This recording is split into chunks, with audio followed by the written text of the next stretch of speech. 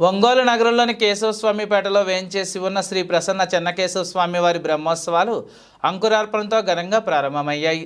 ఈ నెల 18వ తేదీ నుండి ప్రారంభమైన ఉత్సవాలు 26వ తేదీ వరకు కొనసాగనున్నాయి.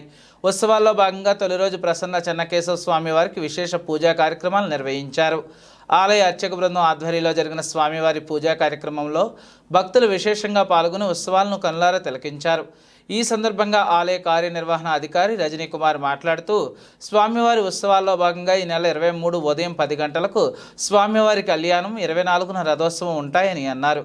ఈ కార్యక్రమంలో ఆలయ చైర్మన్ ఈదుపల్లి గురునాథరావుతో పాటు ధర్మకర్తల మండలి సభ్యులు పాల్గొన్నారు.